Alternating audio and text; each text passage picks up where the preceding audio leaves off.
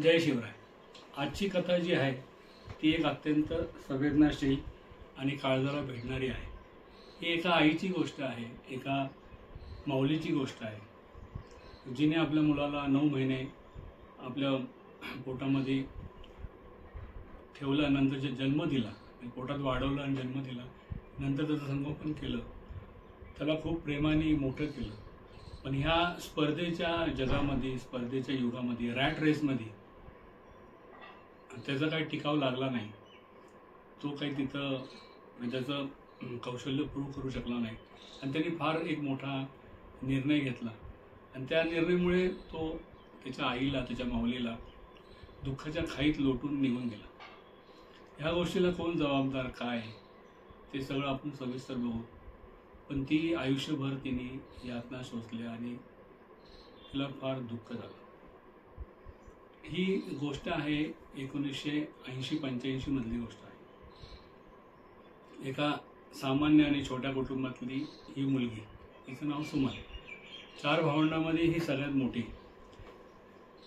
शिक्षण जेमतेम पूर्ण झाल्यानंतर, वयात आल्यानंतर तिचं लग्न करण्यात आलं। तिचं लग्न झालं, स्थळ चांगलं मिळालं, एक सरकारी कर्मचारी तिला भेटला। पहिले काही वर्ष खूप चांगले होते, नंतर तिला 2 मुलं झाले, एक मुलगा मोठा आणि एक छोटी मुलगी। त्या दोघांमध्ये साधारण एक 5 ते 7 वर्षाचा दोघांमध्ये फरक, डिफरन्स होता। मुलगा मोठा होता, त्या मुलाला ती जीवापाड प्रेम करत होती, त्याचे सगळे लाड पुरवत होती आणि तिचं जीवन म्हणजे सफल झालं की जीवन कारणीभूत म्हणजे कारणी लागलं आणि तिला आयुष्यामध्ये फार मोठी म्हणजे आई होण्याचा मान मिळाला आणि मुलगा खूप चांगला होता, सुंदर होता।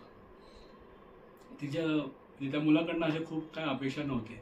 तिला हे जगाचं तिला असं काही फार मोठं भान नव्हतं की जगामध्ये एवढ्या स्पर्धा आहेत आणि पुढं त्या मुलाला काय अजून परीक्षा द्यायच्या आहेत, हे त्या माऊलीला काय माहीत नव्हतं। साधारण साधी भोळी आई होती।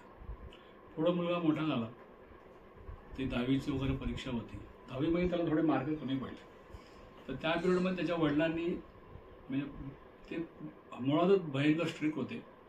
त्यांचं असं म्हणणं होतं की मुलांनी शिकून चांगलं शिक्षण करून चांगल्या मोठ्या हुद्द्यावर मिळावं, चांगली नोकरी मिळावी, म्हणजे त्याचं आयुष्य सुखकर होईल आणि पुढचं येणारं जे आयुष्य आहे ते इझी होईल आणि चांगलं होईल, असं त्यांची इच्छा होती। म्हणून ते प्रेशराईज करत होते।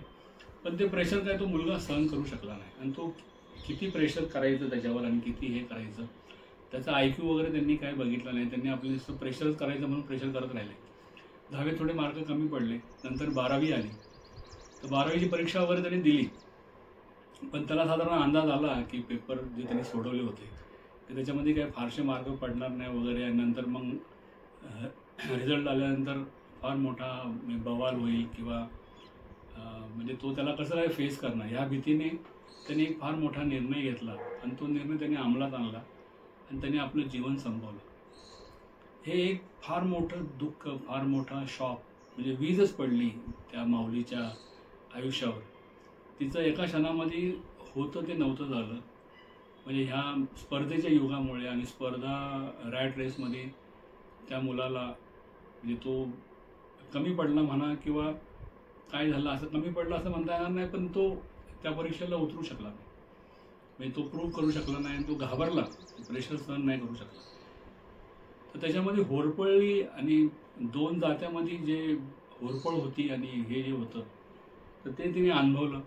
तिला फार दुःख झालं, ती डिप्रेशनमध्ये गेली, काय करावं काय नाही, संपूर्ण अंधार, पुढं काय होईल। आता ह्या गोष्टीला तिची कुठल्याही प्रकारची काही चुकी नव्हती। तिने अगदी जीवाच्या म्हणजे फार मनापासून तिने देवाला प्रार्थना केली, या निसर्गाला प्रार्थना केली, त्या परमात्म्याला प्रार्थना केली ज्यांनी हे सृष्टी बनवली, किंवा त्याच्यामध्ये माझी काय चुकी आहे, मी काय केलं।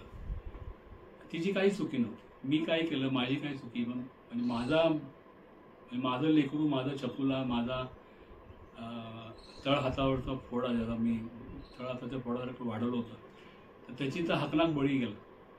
तर मला म्हणजे हे मान्य नाही, तू जे काही केलं, म्हणजे तुझ्या जगामध्ये तुझ्यासमोर जो हा काय अन्याय माझ्यावर झाला हा काय मला मान्य नाही आणि मी काय तुला याच्याकरता नाही परमेश्वर मानत नाही असं तिची मनोमन तिची इच्छा होती आणि ती आहे त्या परिस्थितीमध्ये दिवस काढत होती.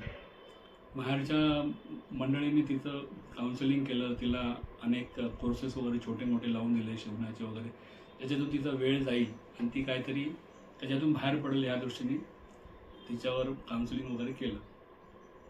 नंतर मात्र सृष्टीकडनं, निसर्गाकडनं, परमात्म्याकडनं एक फार मोठा चमत्कार लागला. तो काय ते तुम्हाला सांगतो. पुढं तिच्या मुलीचं लग्न झालं, एका चांगल्या ठिकाणी लग्न झालं. नंतर मुलगी प्रेग्नंट राहिली आणि एक चमत्कार म्हणजे त्या मुलीला ट्विन्स बेबी झाले, म्हणजे जुळे झाले मुलं.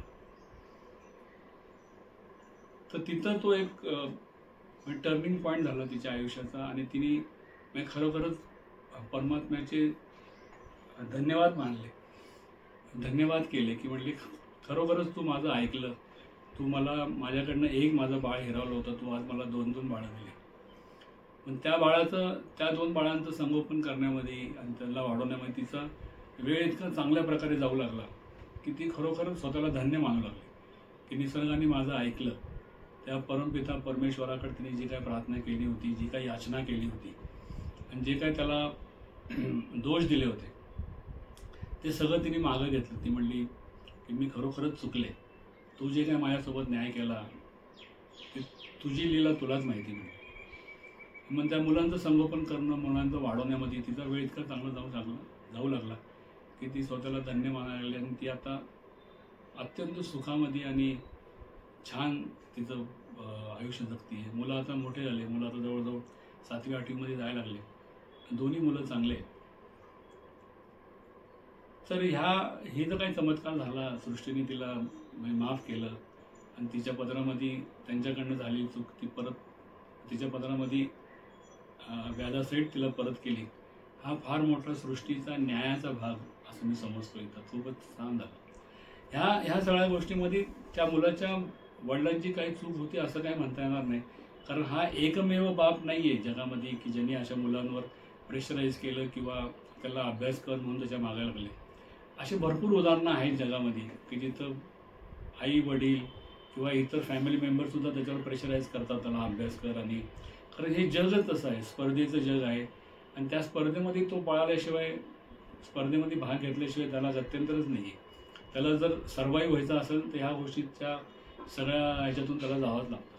पण याच्या पुढची एक गोष्ट आणखीन एक अशी होती की त्या 80-85च्या पिरियडमध्ये जर तारे जमीन पर किंवा 3 इडियट्स सारखे जर सिनेमे आले असते ते कदाचित आईवडिलांचा विचार करण्याचा किंवा त्या पर्टिक्युलर त्या वडिलांचा विचार करण्याचा दृष्टिकोन जर बदलला असता तर एका हे जे काही झालं किंवा अन्य कोणाबरोबर जरी झालं असतं तरी त्याची म्हणजे त्याची तीव्रता कमी झाली असती किंवा त्याचं काही प्रमाण कमी झालं असतं. सिनेमा आल्यानंतर पूर्ण 100% थांबला असं काय म्हणता येणार नाही किंवा असं माझं काही मत नाही आहे.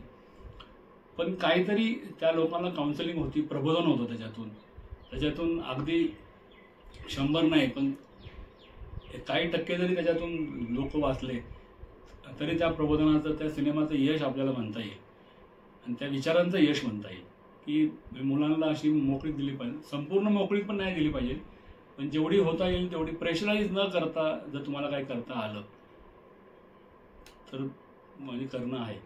तर ही गोष्टीतून आपण सगळ्यांनी बोध घ्यायची आवश्यकता आहे आणि म्हणजे आपण ही आपली इम्प्लिमेंट केली पाहिजे आपल्या आयुष्यामध्ये. तर तुम्हाला कशी वाटली ही कथा मला कमेंटमध्ये कळवा आणि जर आवडली असेल तर माझ्या चॅनलला सबस्क्राईब करा, लाईक करा आणि बेल आयकॉन दाबायला विसरू नका. नमस्कार, धन्यवाद.